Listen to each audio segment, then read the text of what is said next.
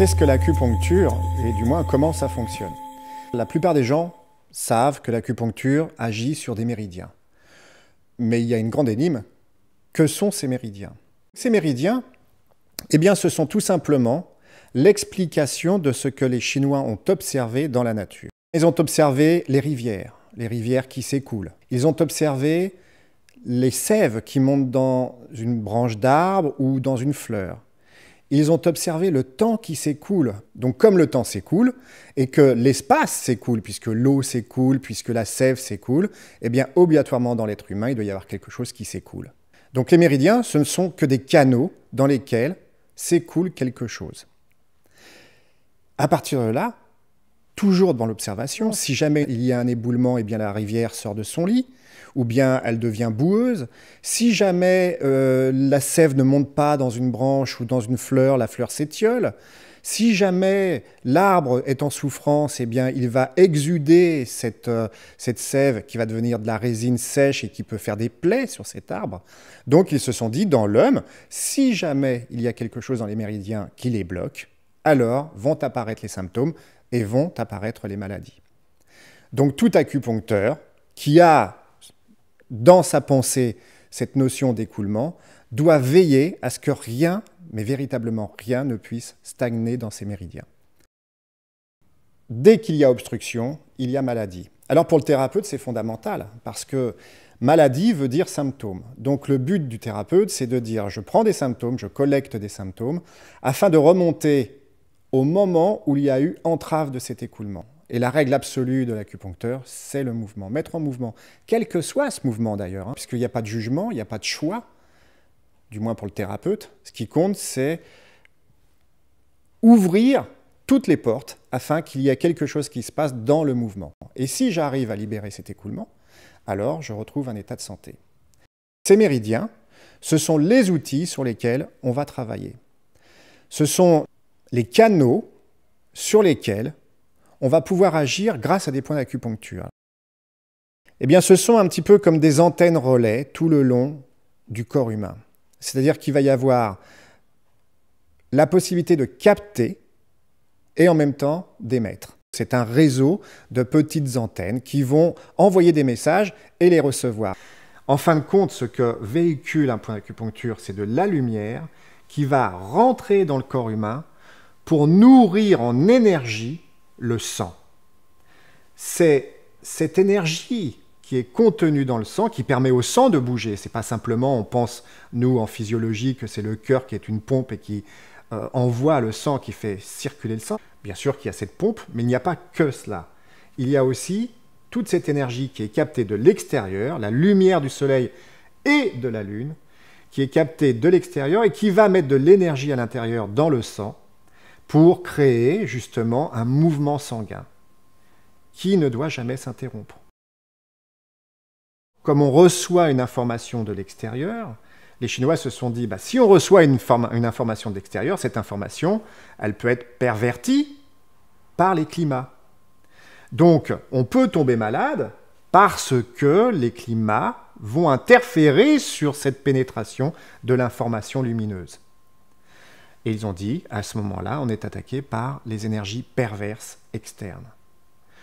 Ou bien alors, on peut recevoir correctement l'énergie lumineuse, recevoir les climats, être bien avec la chaleur, le froid, le sec, l'humide, et vivre bien là-dedans, mais être perverti par nos émotions. Et les émotions touchent le sang.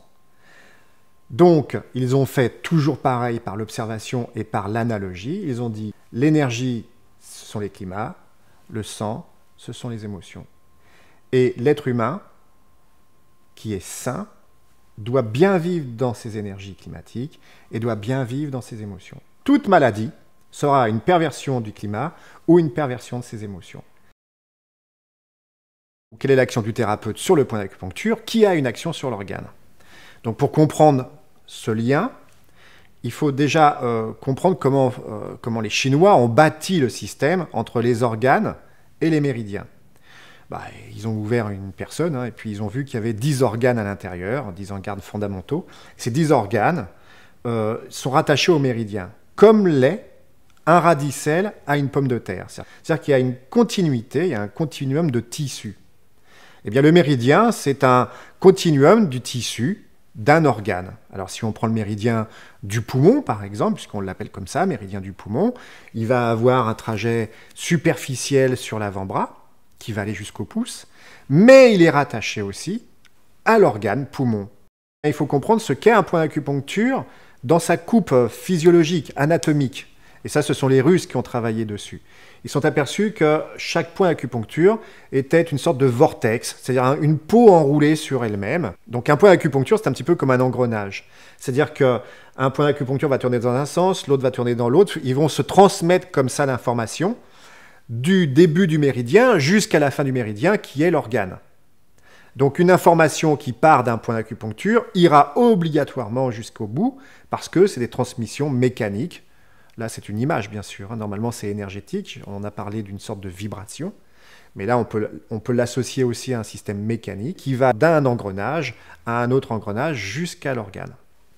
Donc ce système d'engrenage permet d'expliquer qu'une information sur un point aura une action à distance sur l'organe. Mais bien sûr, le thérapeute, lui, il doit comprendre comment s'est enroulé ce point d'acupuncture. Parce que l'action qu'il va avoir sur le point d'acupuncture est liée à la manipulation qu'il aura sur l'aiguille. S'il tourne dans un sens, il va renforcer peut-être l'enroulement, ou s'il tourne dans l'autre sens, il va délier cet enroulement. En fin de compte, il y a un juste milieu, la voie du juste milieu chère aux Chinois, il y a un juste milieu pour que le point puisse conduire correctement l'information. Trop serré, il bloque. Trop lâche, eh bien, il ne passe plus du tout l'information, ou il en passe trop. Donc le but, c'est véritablement de retrouver une harmonie dans ce point d'acupuncture qui va, au bout du compte, avoir une harmonie sur l'organe. S'il n'y a pas cette information, l'organe est en souffrance. S'il n'y a pas cette information qui est véhiculée dans chaque point d'acupuncture, même le méridien est en souffrance. Le méridien, c'est un canal, mais c'est aussi une surface de peau. On peut avoir des douleurs de coude, on peut avoir des douleurs d'épaule, on peut avoir des eczémas sur une surface définie d'épaule. Ça sera lié au méridien sur la peau. Mais maintenant, on peut avoir des douleurs, on peut avoir des problèmes digestifs, on peut avoir des problèmes, une hépatite, on peut avoir des constipations. Ça sera directement l'organe qui sera concerné. Mais encore une fois, c'est un continuum de pathologie. Donc si le méridien est malade, l'organe est malade, et si l'organe est malade, le méridien est malade. Donc en agissant sur le point d'acupuncture, on agit sur toutes les structures. Être patient, c'est être déjà dans une écoute, dans une attention, dans une attitude de savoir quelque chose, savoir sur sa maladie. Mais ça, c'est ce que l'on fait classiquement. Mais il n'y a pas que ça. Il y a aussi connaître le pourquoi de son déséquilibre, connaître ce qui nous a particulièrement bouleversé, ce qui nous a bloqué dans notre circulation, dans tous ces écoulements dont on a parlé. Bref, le patient, il est là pas simplement passif, mais il a un rôle totalement actif. Et c'est ce rôle actif qui est aussi très important parce qu'il va être entretenu par la relation thérapeute-patient. C'est-à-dire que le thérapeute ne peut pas travailler seul de son côté et le patient seul de l'autre.